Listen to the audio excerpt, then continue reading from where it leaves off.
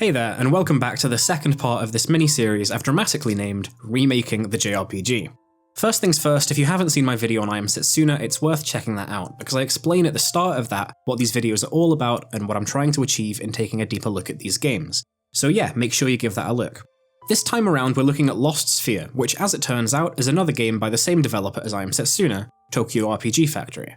In the only bit I'll repeat from the last video, there are a few main ideas which are the backbone of any good JRPG, and we're going to be analysing Lost Sphear from top to bottom using these as a guideline. So, without further ado, let's get started. And when I say let's get started, I mean let's get started in a second, after I quickly cover my own tracks. I really want to focus on Lost Sphear in this video, but at points I will be comparing it to I Am Setsuna, given how similar the games are, and the fact that the two games are made by the same people. I understand that it might seem odd that in picking 3 games to look at, I picked 2 that were deliberately quite similar, but this was an intentional decision because I wanted to see how Lost Sphear would change or improve from I Am Setsuna, or if it would at all. And I think this eventually makes an even clearer distinction between a certain kind of JRPG reimagining, in the style of Tokyo RPG Factory, and a different style of reimagining, like Octopath Traveler in the next video. Also, there'll be spoilers throughout this whole video, just so you know. And now that's out of the way, we can actually start. Okay, so let's start off with a bit of story context. In this game you play as Kanata, an affable, protagonist-looking bloke who lives in the town of Elgarth with his 2 friends Lumina and Locke. That is, until something starts to go awry. Already we're in familiar territory. The idea of starting a JRPG in a comfy and homely wee town, with nice endearing music and a seemingly cozy and carefree life, is tried and tested and works a charm. Areas like Krista in Terranigma and Colony 9 in the first Xenoblade are good examples of this because they also follow on with the trope that something takes place regarding these towns, which is that some sort of unfortunate event sparks the motivation for the story, and how well constructed this newly arisen conflict is has a lot of impact on the efficacy of the plot from the get-go. In Lost Sphear's case, you return to your town after a little trip away to find out that it's completely vanished, and a canvas of white nothingness lies where it should be.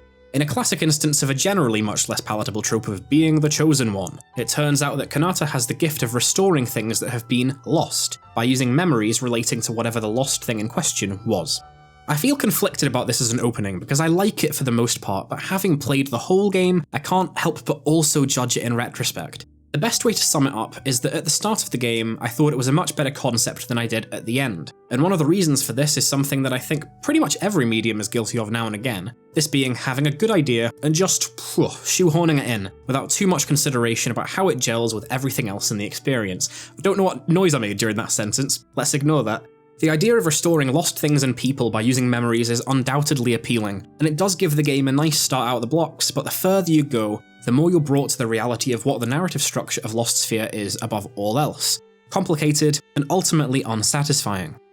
If we stick with the memories for a second more, we can kind of see how the game lets us down a bit.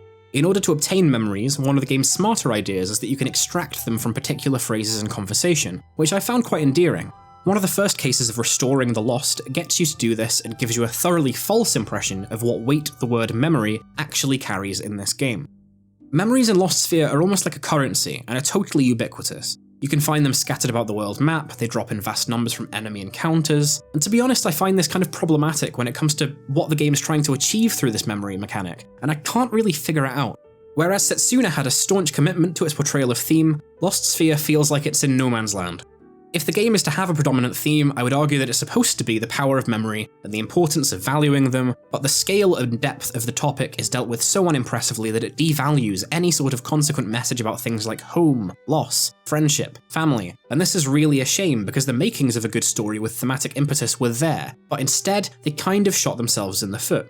But anyway, if we head back to before this memory tangent, the narrative direction of the game also follows a classic JRPG formula of having smaller intentions and coincidentally getting involved in something way bigger than the story would have you believe at the start. The idea initially was to go about restoring stuff that had been lost, and the story ends with the moon on the verge of destruction, which would consequently mean the world being destroyed if said destruction wasn't stopped. I also assume that the word sphere in the title refers to the moon because the word is not mentioned once in the entire game. It's a bit odd, but it doesn't really matter. Anyway, one of the biggest issues I had with Setsuna was that it borrowed a lot from story perspectives and as a result made the game quite predictable. Although Lost Sphear and I Am Setsuna do still have a lot in common, they are quite different in this regard. Lost Sphear's plot is, from about halfway in, genuinely nonsense.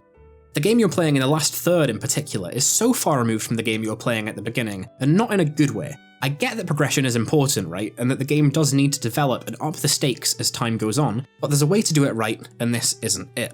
In Lost Sphear, almost every major element that's introduced in the first half is replaced with something else, something more obscure, and the cardinal sin here is that next to none of the story threads throughout the entire game are convincingly tied up.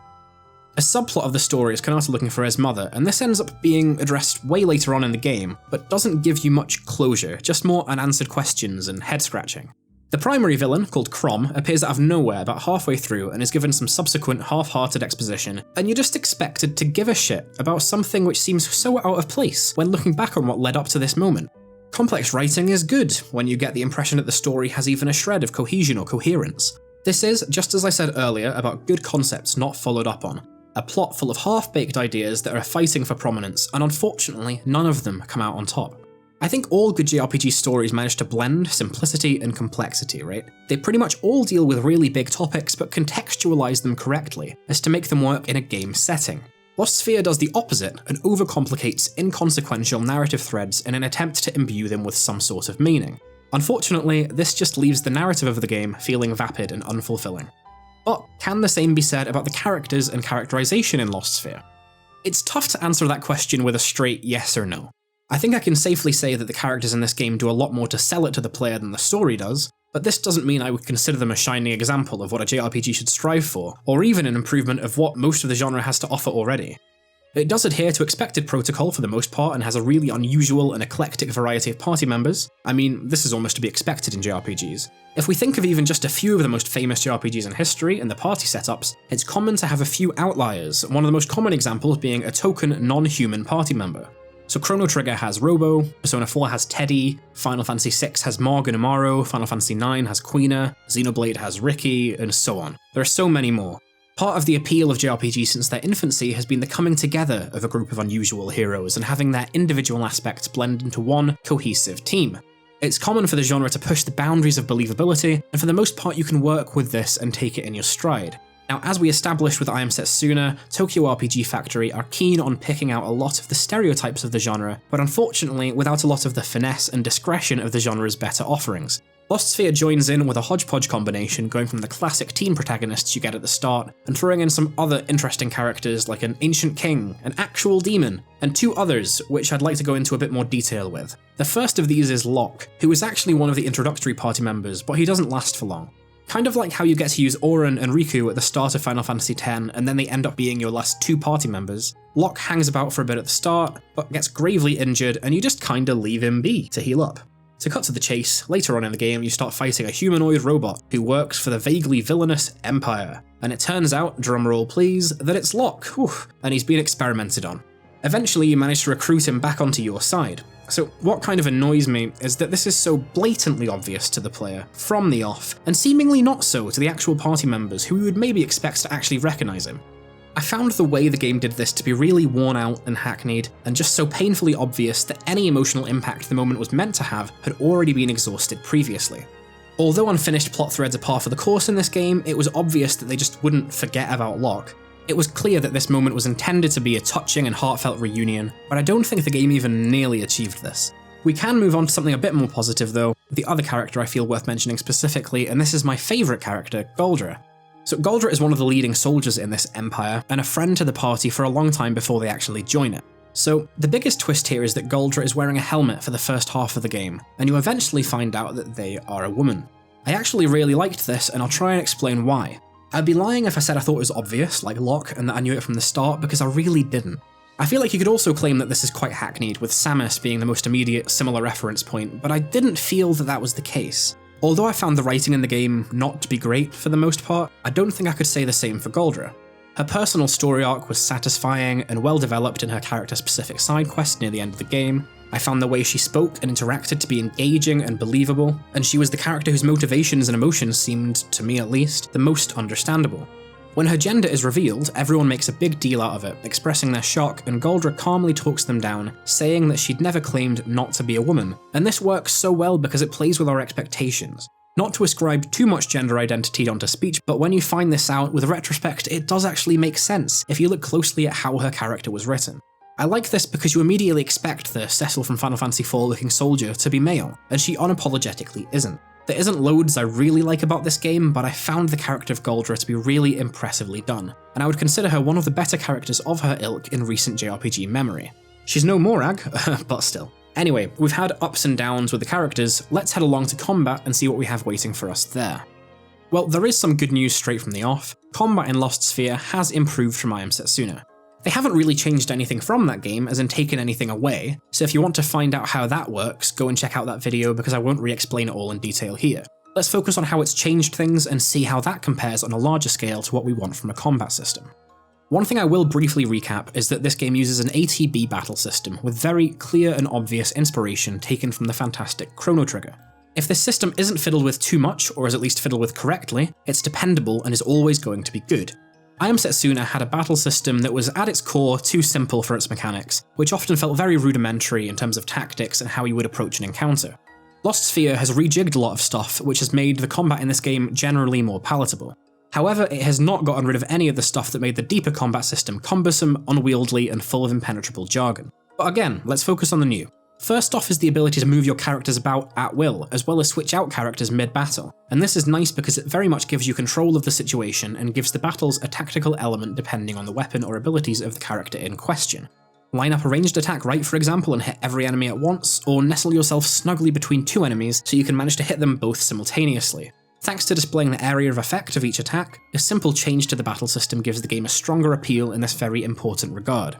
I don't think JRPGs need mobility in battles to make combat better, but with this particular game and the Chrono Trigger-esque blueprint it's following, it does work well to improve upon a more static kind of situation, and gives you something to work on and think about even in the most basic battles. If there was a negative side to this, it would be that it rendered some characters less useful if they had less range of AoE effectiveness, but it didn't bother me too much. Character balance in combat is okay for the most part, and although I had a preferred team, it could be switched about without too much fuss. I can't think of many older JRPGs that I would actually add these features to. I mean, it's obviously to be expected in more strategy-based JRPG systems like Tactics or something like that, but I think in this instance, it works well. A good way of building upon the foundation of the old to help form the new. The other thing worth talking about is the Volcosuit system, which is something I'm less keen on. Like Magitech armor or the gears in Xenogears, Volcosuits are robotic armor that your team can equip in combat, and outside of it too for some reason, because aside from breaking rock sometimes, it's never really needed. Anyway, I understand what they were trying to do by implementing this system here. The intention is that these are something you can use to turn the tide of battle, with the same impact of something like a good summon or a limit break, but the polish just isn't really there. All Volcosuits share from the same pool of points for using their abilities, which really limits their use for most of the game. This is potentially positive in the sense that it makes you smarter about when you use them, in boss battles particularly, or whatever, but the problem is that they aren't really that helpful. There are some decently strong attacks and combos you can pull off, but I never found them to impact the battle as much as you would expect or hope for. Harsh cooldowns and not being sure which Volcosuit is which kinda just makes it all a bit more of a faff than you'd want initially.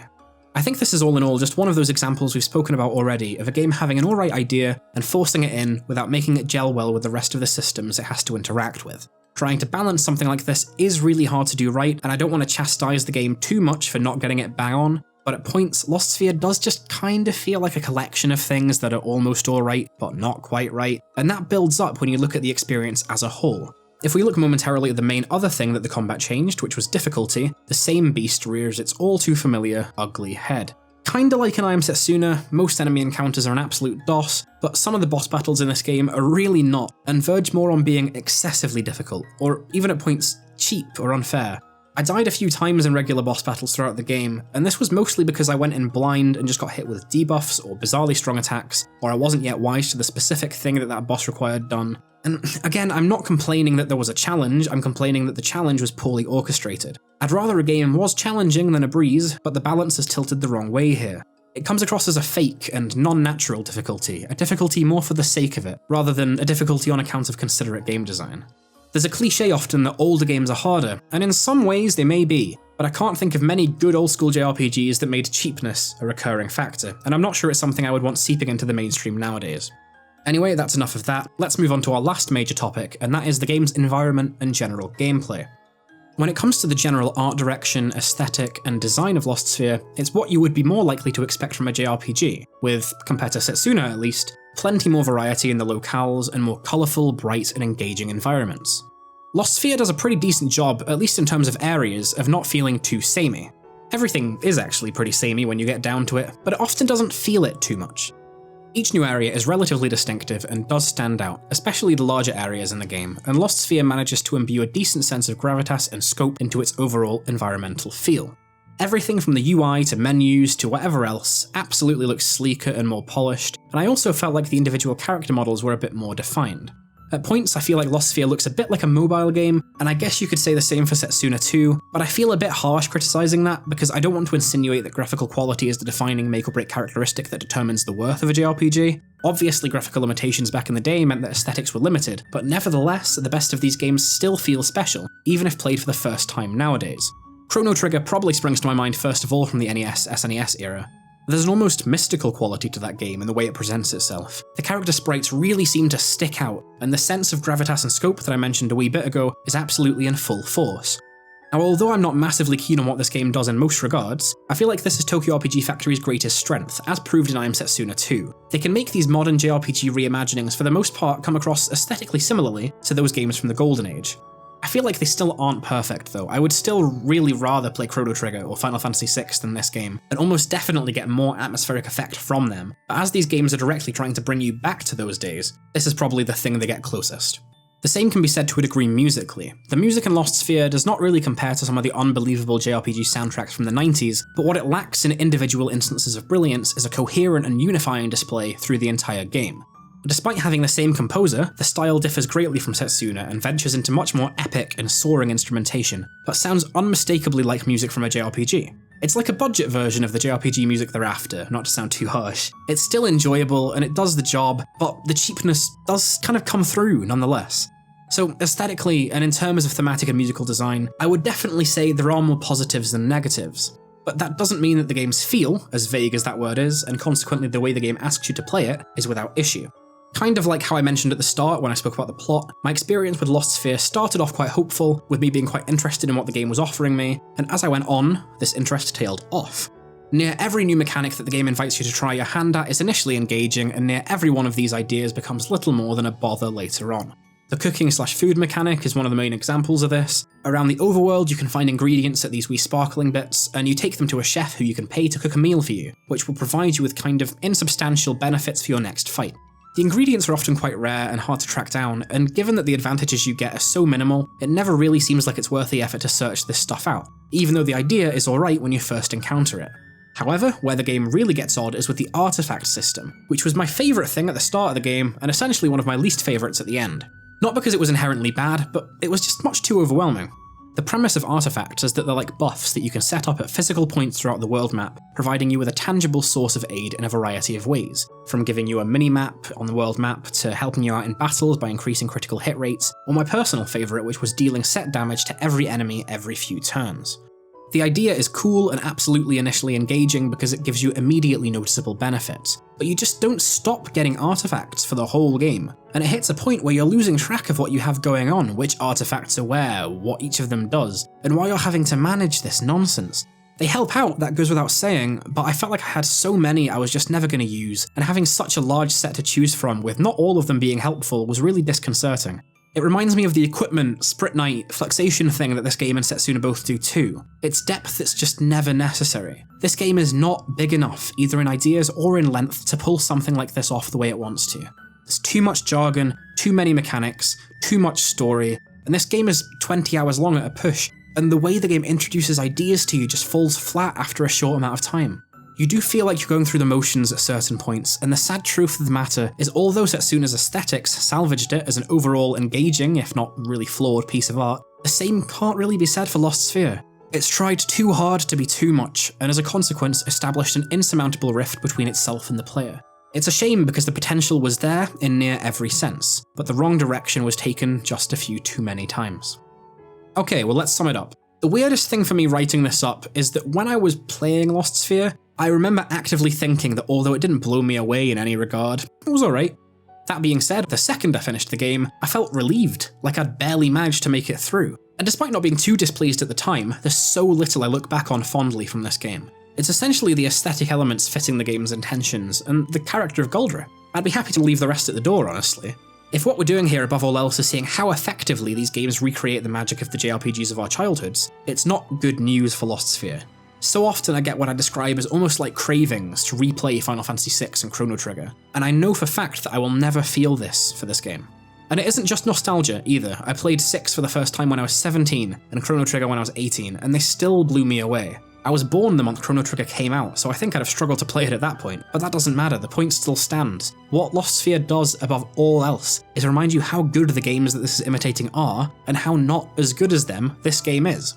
Unfortunately, it just thinks it's a much bigger game than it is. It tries to take on too much, and this is at its core one of its biggest issues. It just collapses under its own weight, and this makes it unappealing for both fans and newcomers to the genre. Setsuna had issues of overcomplication or oversimplification at points, but still knew what it was and knew its scale. Lost Sphear does a good job of building its world, its classic JRPG world, and unfortunately does not at all do a good job of filling it with worthwhile content that the games it wants to emulate were full of. Lost Sphear's ambition was so much bigger than its end result in every facet, and ultimately this is why, in my opinion, this game does not even stand amongst today's JRPGs, let alone the revered JRPGs of the past. Well, there we are, ended a bit dire and gloomy, that one, but don't worry, our final game of the 3 is coming up next, and I've saved the best for last. Octopath Traveler, here we come. So thank you for watching. If you've watched this whole thing and the last one, that's proper resilience of you, and I'm very grateful. The next and final one will be out a week after this one is released, so if you're into this kind of thing, comment and let me know, like the video if you think it's worth it, and subscribe if you fancy, it really helps me out. See you in the next video, and cheers again.